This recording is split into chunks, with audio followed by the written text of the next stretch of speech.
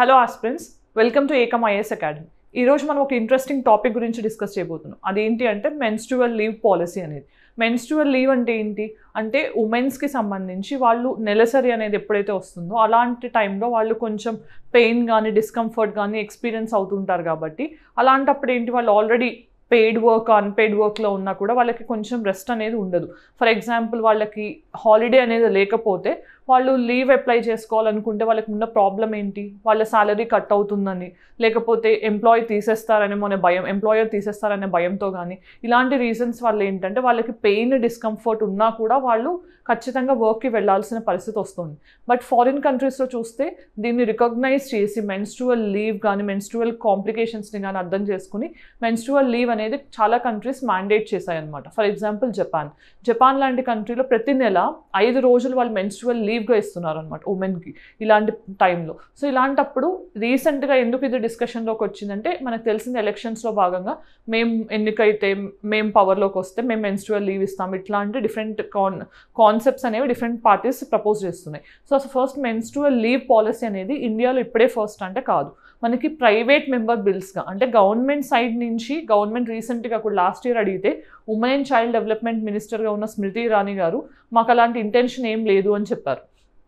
కానీ ఇది private member బిల్గా, అంటే మీకు తెలిసిందే ప్రైవేట్ మెంబర్ బిల్ అంటే ఏంటి, నాన్ మినిస్టర్ ఎవరైనా ఇంట్రడ్యూస్ చేయొచ్చు, ఒక ఎంపీ.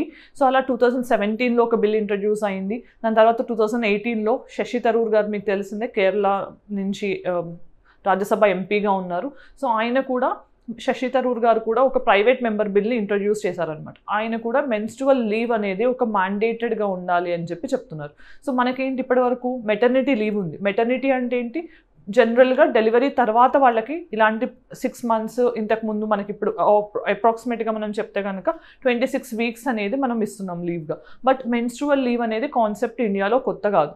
ఎందుకు అంటే 1912 నుంచే, అంటే మనకి ఇండిపెండెన్స్ రాకముందు నుంచే కేరళ లాంటి స్టేట్లో ఇలాంటి కాన్సెప్ట్ ఇంప్లిమెంట్ చేస్తున్నారు. కానీ 1990s నుంచి బీహార్ లాంటి స్టేట్స్లో కూడా ఇది ఇంప్లిమెంట్ చేస్తున్నారు. కానీ ఇంకా అన్ని పార్ట్స్ ఆఫ్ ఇండియాలో ఇది ఇంప్లిమెంట్ అవ్వట్లేదు.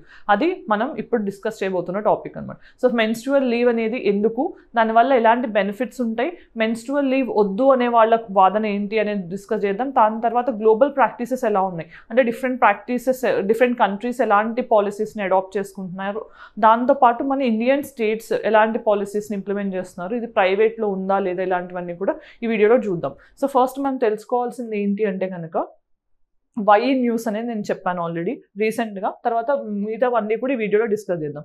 సో ఫస్ట్ మనం గుర్తుపెట్టుకోవాల్సింది ఏంటి, ఇది ఇండియన్ సొసైటీ పాయింట్ ఆఫ్ వ్యూలో important. At the same time ఇది ఎందుకు న్యూస్లో ఉంది అంటే, రీసెంట్గా ప్రైవేట్ మెంబర్ బిల్స్ అనేవి ఎక్కువగా ఇంట్రడ్యూస్ చేస్తున్నారు ఈ మెన్స్ట్రువల్ పాలసీ. ఎందుకు అంటే జెండర్ ఈక్వాలిటీ ఉండేది. ఇంతకుముందు ఏంటి, మనకి మెటర్నిటీ లీవ్ అనేది ఓన్లీ గుర్తించేవాళ్ళం. బట్ ఈ రీసెంట్ టైమ్స్లో ఏంటి, పెటర్నిటీ లీవ్ అని కూడా, అంటే జనరల్గా తల్లికి మాత్రమే కాదు తండ్రికి కూడా మనం పెటర్నిటీ లీవ్ అనేది ఇస్తే, సో తల్లితో పాటు ఫాదర్ కూడా ఉండి చైల్డ్ని కేర్ చేయడం, ఎమోషనల్ అటాచ్మెంట్ డెవలప్ అవ్వడం, ఇవన్నీ కూడా చైల్డ్ హెల్దీ డెవలప్మెంట్ మీద ఇంపాక్ట్ చూపిస్తాయని చెప్పి పెటర్నిటీ లీవ్ అనే కాన్సెప్ట్ కూడా ఈ మధ్య మనం వింటున్నాం. అలానే ఈ మెన్స్ట్రువల్ లీవ్ అనేది కూడా హైజీన్ కానీ లేకపోతే ఫీమేల్ మెంటల్ డెవలప్మెంట్ కానీ ఇలాంటి వాటికి హెల్ప్ చేస్తుందని డిఫరెంట్ స్టడీస్ చెప్తున్నాయి. అలాంటప్పుడు ఇది ఎంత ఇంపార్టెంట్ అనేది డిస్కస్ చేద్దాం మనం ఫస్ట్. సో ఇక్కడ ఫస్ట్ మనం మెన్స్ట్రువల్ లీవ్ అంటే ఏంటి అంటే కనుక, ఆ టైంలో ఎప్పుడైతే కనుక ఉమెన్కి తన న్యాచురల్ టెండెన్సీ ప్రకారం పీరియడ్స్ అండర్గో అవుతారో అలాంటి టైంలో వాళ్ళకి పెయిడ్ ఆర్ అన్పెయిడ్ వర్క్లో, ఎలాంటి వర్క్లో ఉన్నా కూడా వాళ్ళకి అట్లీస్ట్ కొన్ని డేస్ హాలిడేస్, కొన్ని స్టేట్స్లో ఇప్పుడు 2 days ఇస్తున్నారు, కొంతమంది 5 days ఇస్తున్నారు, కొంతమంది 3 days ఇస్తున్నారు. అలా గ్లోబల్ ప్రాక్టీసెస్ ప్రకారం వేరియేషన్స్ ఉన్నాయి. సో ఇలాంటి ప్రాక్టీసెస్లో వేరియేషన్స్ ఉన్నా కూడా అట్లీస్ట్ కొన్ని రోజులు వాళ్ళకి ఇలా లీవ్ అనేది ఇవ్వడం వల్ల ఏంటంటే వాళ్ళ హెల్త్ విషయంలో వాళ్ళని కొంచెం మనం బెటర్గా ప్రొటెక్ట్ చేసుకునే ఆప్షన్ వాళ్ళకి ఇస్తున్నట్టు అవుతుంది. సో ఈ పాయింట్ ఆఫ్ వ్యూలో మనకి ఈ ఫీమేల్ ఎంప్లాయీస్కి ఇది స్పెషల్గా యూజ్ అవుతుంది. ఎందుకంటే వాళ్ళు ఆ టైంలో చాలా పెయిన్ అండ్ డిస్కంఫర్ట్ ఫేస్ చేస్తారు కాబట్టి. అట్ ద సేమ్ టైం మనం తెలుసుకోవాల్సింది ఏంటి, ఇది అందరికీ లేదు.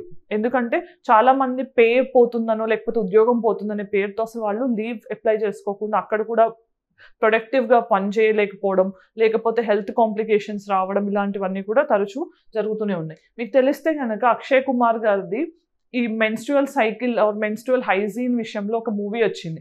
ఆయన ఇన్స్పిరేషన్ పొందిన పర్సన్ ఎవరు అనేది మీకు తెలిస్తే ఆన్సర్ కామెంట్ సెక్షన్లో చెప్పండి. ఆ మూవీ ఎవరి రియల్ టైమ్ స్టోరీ అనేది నేను క్వశ్చన్ అడుగుతున్నాను. ఆ మూవీ పేరు, ఆ పర్సన్ ఎవరి నుంచి ఇన్స్పైర్ అయ్యారు అనేది కూడా మీరు తెలిస్తే కామెంట్ సెక్షన్లో చెప్పండి. దాని తర్వాత మనం తెలుసుకోవాల్సింది ఏంటి, అసలు ఇలాంటిది ఎంత ప్రామినెంట్ ఈ ఐడియా అనేది చూస్తే కనుక మనకు ఫస్ట్ ఎప్పుడు సోవియట్ యూనియన్ ఉన్నప్పుడు 1920s నుంచి కూడా ఈ కాన్సెప్ట్ అనేది ప్రాక్టీస్లో ఉంది. అట్ ద సేమ్ టైం మనం తెలుసుకోవాల్సింది కేరళలో, ఇండియన్ స్టేట్ కేరళలో కొచ్చిన్ స్టేట్గా ఉన్నప్పుడు అది ఫస్ట్ స్టేట్ అనమాట ఇండియాలో. అంటే ప్రీ ఇండిపెండెన్స్ ఇలాంటి పాలసీని ఇంప్లిమెంట్ చేయడం జరిగింది. అప్పటి నుంచి వాళ్ళు 2 days లీవ్ ఇవ్వడం కూడా స్టార్ట్ చేశారు. తర్వాత అసలు మెయిన్గా దీని పాలసీ వల్ల మనకు వచ్చే అడ్వాంటేజెస్ ఏంటి, ఇట్లాంటి లీవ్ ఎందుకు ఇవ్వాలి అని అంటే కనుక పెయిన్, డిస్కంఫర్ట్ లాంటి ఇష్యూస్ని మనం తగ్గించవచ్చు. వాళ్ళకి లీవ్ ఇవ్వడం వల్ల కొంచెం రెస్ట్ తీసుకోగలుగుతారు. సో ఫిజికల్గా టైర్డ్ అయ్యే కెపాసిటీ, అంటే ఫిజికల్గా టైర్డ్ అయ్యే ఛాన్స్ ఉండదు. సో అది main thing.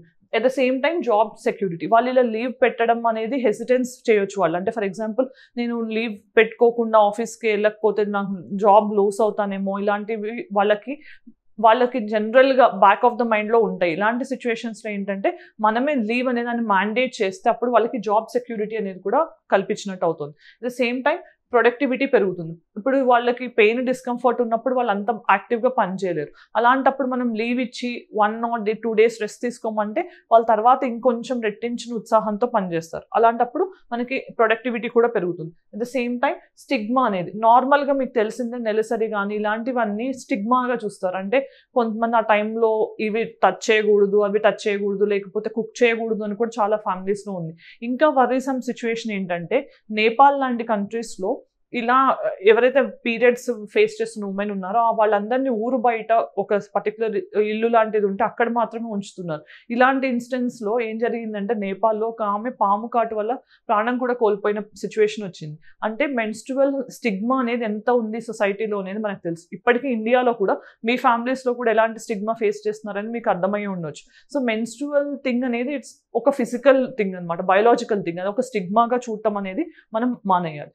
At the same time ఈ డిస్క్రిమినేషన్ అనేది కూడా చూపెట్టకూడదు. సో ఇలా ఉన్నప్పుడు వాళ్ళని సెపరేట్గా చూడటం కానీ అలాంటివన్నీ కూడా మనం మానేస్తే బాగుంటుంది.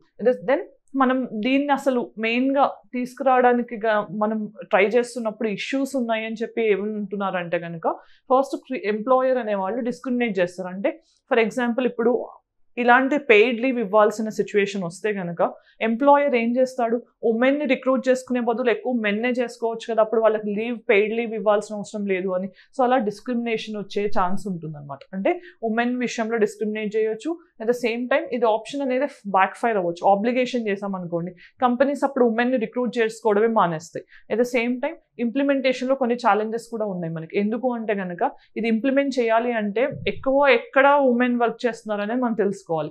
అది మన డేటా ప్రకారం ప్రస్తుతం గవర్నమెంట్ దగ్గర ఉన్న డేటా ప్రకారం ఏంటి, ఎక్కువగా మనకి మిడిల్ ఆర్ మీడియం స్కేల్ ఇండస్ట్రీస్లో ఎక్కువ ఉమెన్ ఉన్నారు. అలాంటి ఇండస్ట్రీస్ పెయిడ్ లీవ్ ప్రతి నెల ఇవ్వాల్సి ఉంటుందంటే వాళ్ళకి ఎకనామికల్గా ఎంత బర్డెన్ పడుతుంది. సో అది కూడా వయబుల్ ఆప్షన్ కాదు. సో ఇది కూడా ఒక ఛాలెంజ్ అనమాట. తర్వాత మరి గ్లోబల్ ప్రాక్టీస్ విషయానికి వస్తే స్పెయిన్ లాంటి కంట్రీస్లో ఫస్ట్ టైం యూరోపియన్ కంట్రీ అనమాట. ఫస్ట్ సోవియట్ యూనియన్లో స్టార్ట్ అయింది, బట్ యూరోపియన్ కంట్రీస్లో స్పెయిన్ అనమాట. సో ఇది 3 days అనేది మంత్కి మెన్స్ట్రువల్ లీవ్ అనేది ఇవ్వడం స్టార్ట్ చేసింది. At the same time Japan కూడా మెన్స్ట్రువల్ లీవ్ అనేది ఇస్తున్నారు. ఆల్మోస్ట్గా వాళ్ళు 1947 నుంచి వాళ్ళ రాజ్యాంగంలోనే ఒక లేబర్ లా లాగా ఇంప్లిమెంట్ చేయడం కూడా స్టార్ట్ చేశారు. సో దాంతోపాటు Indonesia, Zambia, Philippines and Taiwan, ఈ అన్ని కంట్రీస్ కూడా మెన్స్ట్రువల్ లీవ్ అనేదాన్ని ప్రొవైడ్ చేస్తున్నాయి. సో ఇవన్నీ కూడా కంట్రీస్ విచ్ ఆర్ ప్రొవైడింగ్. మరి ఇండియాలో ఎలా ఉంది అని అంటే ఫస్ట్ టైం జొమాటో మీకు తెలిసిందే ఫుడ్ డెలివరీ యాప్. సో వాళ్ళు 2020లో వాళ్ళ ఫీమేల్ డెలివరీ పార్ట్నర్స్కి ఇలాంటి పెయిడ్ లీవ్ కానీ, టెలికాలర్స్ కానీ, జొమాటో సర్వీస్ సెంటర్స్లో వర్క్ చేసే వాళ్ళు ఇలాంటి వాళ్ళందరికీ కూడా ఉమెన్కి మెన్స్ట్రువల్ లీవ్ ఇవ్వడం స్టార్ట్ చేశారు. సో ఇది మంచి విషయం. జొమాటో చేశాక స్విగ్గీ, బైజూస్ వీళ్ళు కూడా ఇంప్లిమెంట్ చేయడం స్టార్ట్ చేశారు. తర్వాత మనం తెలుసుకోవాల్సింది ఏంటి, బీహార్ లాంటి స్టేట్స్ 1992 నుంచి 2 days లీవ్ ఇవ్వడం స్టార్ట్ చేసాయి. At the same time Kerala కూడా స్కూల్లో 18 years దాటిన అమ్మాయిలందరికీ ఇవ్వడం ఇలాంటివన్నీ స్టార్ట్ చేశారు. బీహార్లో గవర్నమెంట్ ఎంప్లాయీస్కి ఇవ్వడం స్టార్ట్ చేశారు. కేరళలో స్కూల్ ఎడ్యుకేషన్ 18 yearsలో ఉన్న వాళ్ళందరికీ కూడా ఇట్లా మెన్స్ట్రువల్ లీవ్ ఇవ్వడం అనేది స్టార్ట్ చేశారు. సో ఇలా ఇండియన్ స్టేట్స్ ఈ రెండిట్లో కూడా మెన్స్ట్రువల్ లీవ్ పాలసీ అనేది ఇంప్లిమెంట్ అవుతుంది. కానీ మనకి దేశం మొత్తం కూడా యూనిఫామ్ పాలసీ అనేది లేదు. ఆ పాలసీ కోసమే ఇప్పుడు ప్రైవేట్ మెంబర్ బిల్స్ని ఇంట్రడ్యూస్ చేస్తున్నారు అనమాట. సో దెన్ నిన్న ఇచ్చిన క్వశ్చన్ చూసే ముందు మనం దీనికి వే ఫార్వర్డ్ ఏంటనే చూద్దాం. వే ఫార్వర్డ్ అంటే ఏంటి, దీనికి ఇలాంటి వాటిని వెల్కమ్ చేయాలా లేదా అంటే ఖచ్చితంగా మనం ఫస్ట్ అసలు ఎడ్యుకేషన్ అవేర్నెస్ క్రియేట్ చేయాలి. సో మెన్స్ట్రువల్ హైజీన్ ఎలా ఫాలో అవ్వాలి, ఆ టైంలో మనం ఏం చేయొచ్చు ఏం చేయకూడదు, ఇవన్నీ కూడా చాలా మందికి తెలియని విషయాలు. సో అలాంటప్పుడు మనం ఎడ్యుకేషన్ అవేర్నెస్ క్రియేట్ చేస్తూ ఫ్లెక్సిబుల్ వర్క్ అరేంజ్మెంట్స్, అంటే వాళ్ళకి వర్క్ ఫ్రమ్ హోమ్ కుదిరితే అలా చేయడం, లేకపోతే వాళ్ళు నార్మల్గా 8 hours చేయాల్సి వస్తే వాళ్ళకి 2 or 3 hours తగ్గించడం వర్క్ని, ఇలాంటి ఫ్లెక్సిబుల్ అరేంజ్మెంట్స్ అనేవి మనం ప్రొవైడ్ చేస్తే ప్రొడక్టివిటీ అనేది కూడా పెరుగుతుంది. ఇది ఎందుకు ఇంపార్టెంట్ అంటే మనకు రీసెంట్ టైమ్స్లో చూస్తే ఫీమేల్లో లేబర్ ఫోర్స్ పార్టిసిపేషన్ రేట్ అనేది చాలా తక్కువగా ఉంది. సో దీనికి మనం చూసాం ఉమెనామిక్స్ అనే కాన్సెప్ట్ని జపాన్ ఇంప్లిమెంట్ చేయడం వల్ల, ఉమెనామిక్స్ అనమాట, దీన్ని ఇంప్లిమెంట్ చేయడం వల్ల జపాన్ లాంటి కంట్రీస్లో జీడిపి గ్రోత్ రేట్ అనేది 4 to 8% పెరిగింది. అంటే ఎక్కువ ఉమెన్ని వాళ్ళు ప్రొడ్యూస్ చేయడం వల్ల, అంటే ఎక్కువ మందిని వాళ్ళ ఎంప్లాయ్మెంట్లోకి లేబర్ ఫోర్స్లోకి తీసుకురావడం వల్ల ఇలాంటి బెనిఫిట్స్ పొందారనమాట. మనకి ఈ బెనిఫిట్స్ లేకపోవడానికి కారణం ఏంటి, ఉమెన్ని మనం కొన్ని పరిమితుల్లోనే చూడటం. అంటే ఫర్ ఎగ్జాంపుల్ ఉమెన్ అంటే పిల్లల్ని చూసుకోవడం, పెద్దవాళ్ళని చూసుకోవడం, లేకపోతే ఇంట్లో పనులు చూసుకోవడం, ఆ విధంగా చూడటం కానీ, వాళ్ళకి ఎడ్యుకేషన్ విషయంలో డిస్క్రిమినేషన్ కానీ, ఇలాంటివన్నీ. మీకు జనరల్గా తెలిసిందే ఇండియాలో ప్రాపర్గా గవర్నమెంట్ స్కూల్స్లో హైజీన్గా టాయిలెట్స్ లేకపోవడం, ఇలాంటివన్నీ లేకపోవడం వల్ల కూడా ఒక సర్టెన్ ఏజ్ వచ్చాక అమ్మాయిల్ని స్కూల్కి పంపించడం కూడా తగ్గుతుంది. అంటే డ్రాప్ అవుట్స్ అనేది కూడా పెరుగుతుంది అనమాట. సో ఇలా Shailendra versus union of India కేసులో కూడా ఈ మెన్స్ట్రువల్ పాలసీ మీద ఎంఫసైజ్ చేశారనమాట. ఎందుకు అంటే ఖచ్చితంగా ఇది నెగ్లెక్ట్ చేయలేని విషయం. ఖచ్చితంగా ఉమెన్ హెల్త్ బెటర్గా ఉంటేనే మనకి ఇది బాగా మనం ప్రొడక్టివిటీ కానీ ఎకనామిక్ ప్రోగ్రెస్తో పాటు సోషల్ ప్రోగ్రెస్ అనేది కూడా మనం అచీవ్ చేయగలం. సో ఇది చాలా ఇంపార్టెంట్. ఎందుకంటే జనరల్గా ఉన్న ఉమెన్లో 30 to 40% of the women menstrual ఏజ్లోనే ఉన్నారు. సో వాళ్ళందరికీ కూడా ఇలాంటి బెనిఫిట్స్ ప్రొవైడ్ చేయడం అనేది డెఫినెట్గా మనం సోషల్లీ ఎకనామికల్లీ ప్రోగ్రెస్ అయ్యే విధంగా హెల్ప్ చేస్తుంది. ఇది వే ఫార్వర్డ్ అనమాట. దెన్ నిన్న ఇచ్చిన క్వశ్చన్ ఏంటి అంటే, ఐఎమ్ సారీ అది మిస్ అయింది. Name the first women who became doctor in India. Kadambini Ganguly, Cornelia Sorabji and Ujjwala Roy, Anita Bose. వీళ్ళలో ఎవరు first doctor in India, women doctor, అదేనే మీకు తెలిస్తే కామెంట్ సెక్షన్లో చెప్పండి. Then mains question, discuss the need for menstrual leave policies, highlight the global practices around the menstrual leave policies. So first అసలు need ఏంటి, ఎందుకు అవసరం ఇది, దాంతోపాటు గ్లోబల్ ప్రాక్టీసెస్ ఏంటి అనేది కూడా మీకు తెలిస్తే ఆన్సర్ అనేది కామెంట్ సెక్షన్లో పెట్టండి. నేను మీకు ఏమైనా హెల్ప్ కావాలంటే మీకు అడ్వైస్ కూడా ఇస్తాను. సో దెన్ ఈ రోజు వీడియోలో మనం ఏం డిస్కస్ చేసాం, మెయిన్గా మెన్స్ట్రువల్ లీవ్ అనేది ఎందుకు అవసరం అనేది డిస్కస్ చేసాం, అలా ఇస్తే వచ్చే ఇష్యూస్ ఏంటి అనేది చూసాం, తర్వాత గ్లోబల్ ప్రాక్టీసెస్ ఏంటి, దాంతోపాటు ఇండియాలో ఎలాంటి స్టేట్స్ ఇలాంటి మెన్స్ట్రువల్ పాలసీస్ని ఇంప్లిమెంట్ చేస్తున్నాయి అనేది కూడా చూసాం, దాని ఇంపార్టెన్స్ ఏంటి, వే ఫార్వర్డ్ ఏంటి, ఇవన్నీ కూడా ఈ వీడియోలో చూడటం జరిగింది. ఇది ఈ రోజుకి సంబంధించిన video discussion. Thank you for watching. Have a great day.